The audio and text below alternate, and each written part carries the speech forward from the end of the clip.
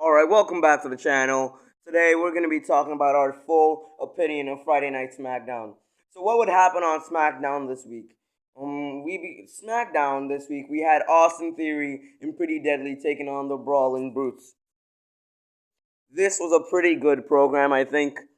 Austin Theory and the Pretty Deadly, two huge egos coming together to have a conversation. It was fun to watch. Also, of course, I hear they gave Roman Reigns a new championship, but more on that later. You're gonna have to watch to the end, okay? You're gonna have to stick to the end to hear about Roman Reigns' new championship. In my opinion on that. Then of course, we saw Money in the Bank. We saw the Grayson Waller effect. We saw a bunch of women coming to argue about the Money in the Bank match, which I think, in my opinion, was pretty cool. But sometimes these kind of things, this is what they should have done with the World Heavyweight title. They could have done a situation where everyone wanted it. That would have been smooth. That would actually have been nice. Otherwise, it would just have not it just does not bode well. Like now, they had to make the World Heavyweight Championship be a sort of, can I say, be they didn't even acknowledge the World Heavyweight title that much on Raw. But now most people are talking about how they're gonna win the Money in the Bank match, cash in. Then we had a Money in the Bank qualifier between Zelina Vega and Lacey Evans. Of course, we haven't seen Lacey Evans for like 6 weeks, so it's obvious that Zelina Vega was winning that one. Then LA Knight and Montez Ford. Now I wonder why they had to put both of these two. It's like both of them desperately need a push. And I think, to be fair, at least, if LA Knight had to beat Montez Ford, I want LA Knight to go on and win that Money in the Bank match and then cash in. I don't think he has to cash in on a world champion because I'm so cool with Seth and Roman being world champions. But of course, like Austin Theory did that time, he tried to cash in on Seth Rollins. So basically, I would be down for LA Knight winning that. I want to hear your opinions in the comments. What else would happen on Raw this week? On SmackDown this week. On SmackDown this week, we saw which side Solo Sikoa was on. Solo Sikoa with Samoan Spike Jimmy Uso, and I think if you weren't sure about the feud with the Bloodline at Night of Champions, you sure as hell should be sure right now because that is certainly happening. The Bloodline is breaking down, and I can't wait to see what comes of this. What else happened? As I said earlier, LA Knight already joined Montez Ford. LA Knight joined Montez Ford, and LA Knight joined Shinsuke Nakamura and Ricochet in the Money in the Bank match. Then up next we had. Okay, so what else happened on SmackDown? We saw the Grayson Waller effect, and Bianca would attack Asuka as well.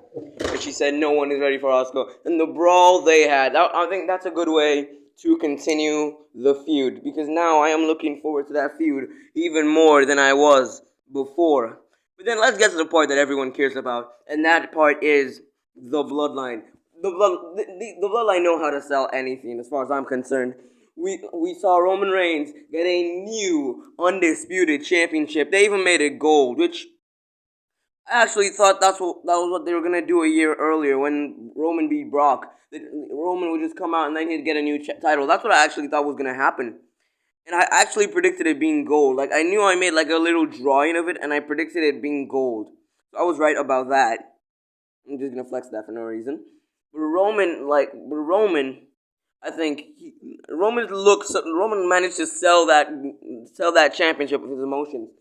In my opinion, I thought Roman wasn't going to be happy having his two championships merged. I thought he would look more dominant with two titles. I thought that's what he would say.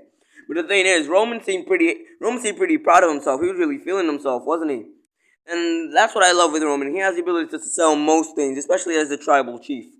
So I acknowledge him. And then the Usos showed up uninvited again, and Jimmy Uso made an offer. We either run this thing together or we don't. Because in Jimmy Uso's mind, it was all the rest of the bloodline against Roman. But what he didn't know is that the one man who has been loyal to Roman Reigns since January, has been Solo Sikoa. He has no conflicted emotions. He's the only one that has one path, that has never shown signs of straying away from Roman. Let's talk about, I noticed something at the 2023 Royal Rumble. You notice how when Sami Zayn betrayed Roman, and Roman was walking away from the stadium, he whispered to Solo, "We've got a war on our hands." Roman knows that it's only Solo that will do work for Roman unconditionally, and Roman will never consider betraying, and Solo hasn't considered betraying Solo yet. So I feel like I kind of saw it coming, but it's still a shock to see Solo without fear, without any sign of discomfort or unhappiness. Roman Reigns even looked slightly like he regretted what he did. Solo just Samoan spiked his brother and did not care.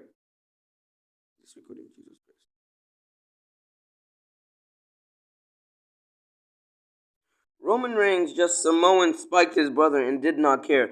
That was awesome. And like I love the way he walked out.